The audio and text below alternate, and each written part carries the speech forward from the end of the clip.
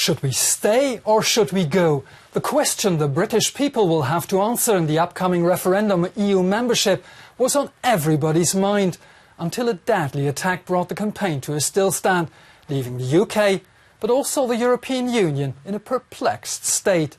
Welcome to the State of the Union.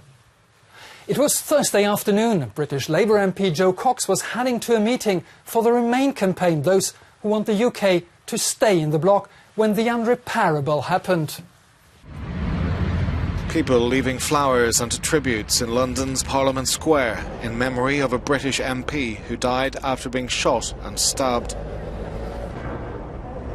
Joe Cox, an opposition Labour politician, was attacked while getting ready to meet constituents near the English city of Leeds.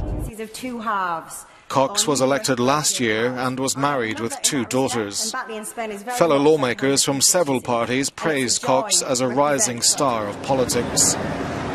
Campaigning for next week's referendum on Britain's EU membership has been suspended following the attack. Amateur video has emerged of what appears to be a man being detained after the murder. West Yorkshire Regional Police say a 52-year-old man was arrested. A more sober end to the campaign for the referendum might give time to think to people who simply couldn't make up their minds yet. And that's what our quote of the week is about. My heart wants to leave, my head says we need to stay. The answer of a voter from London when asked about his choice. Many citizens indeed are stuck in the dilemma between the choice of their gut feeling and what might look like a choice of reason. In the heated atmosphere, both camps seemed resolved to do whatever it takes to convince the voters. Britain's EU referendum campaign has taken a bizarre twist after rivals from both the Remain and Leave camps took their increasingly vocal war of words to the waves. In what's already been branded the Battle of the Brexit, in and out supporters clashed on London's River Thames. Passing Parliament, one Leave trawler reportedly drenched a Remain vessel. The 2 fleets had set sail to campaign about EU fishing policy. 60% of Britain's quota is now in foreign hands, and 60% of the British fishing fleet's being scrapped. So what we're here to do today is to take the fishing industry story to the capital and say to the British people, we are the perfect example of everything that's wrong with the European Union. We need to get out and we need to be free to chart our own destiny. The stunt in London came as Britain's Finance Minister George Osborne warned the UK faced a near €38 billion black hole if it leaves the EU. Let's take the mid-range of what the impeccably independent Institute for Fiscal Studies says there would be in terms of a black hole in the public finances. The mid-range, not the worst case, the mid-range is a £30 billion hole in the public finances. And this would be a permanent and structural hole. And frankly, there are only a certain number of taxes you can put out that are going to raise the sums required, and there are only a certain number of big government budgets you can cut. And that's the cold reality of quitting the EU. But the clock appears to be ticking if the Remain campaign is to turn things round. Several latest polls give Leave a slight edge heading into next week's vote. The murdered MEP's husband had participated in the action on River Thames on the site of the Remain campaign. But let's move to our worst rating of the week. It's Russian and English football hooligans who brought violence and panic to the streets of Marseille and then to other places in the north of France during several encounters of the Euro 2016 tournament. On the brighter side, our up of the week.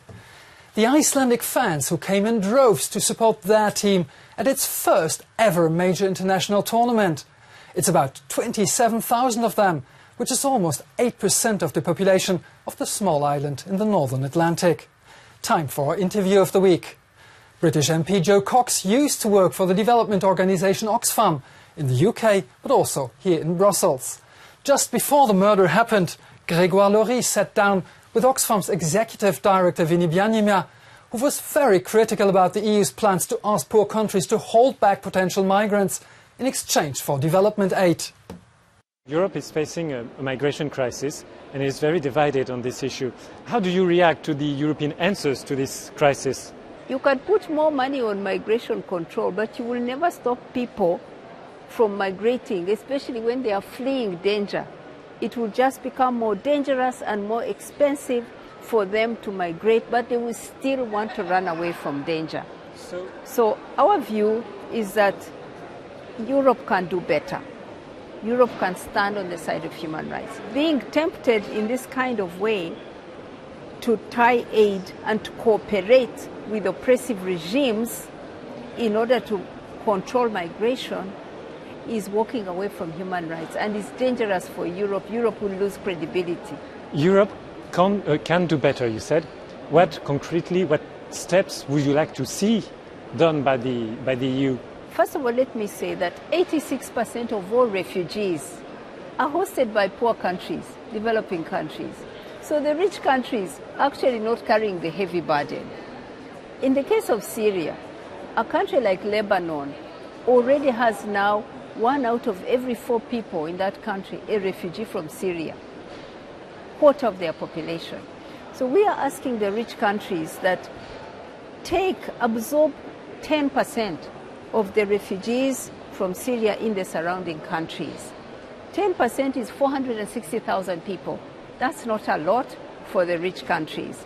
And we are saying in addition to that, put more of your development assistance to those countries that are hosting the refugees because their economies are under stress.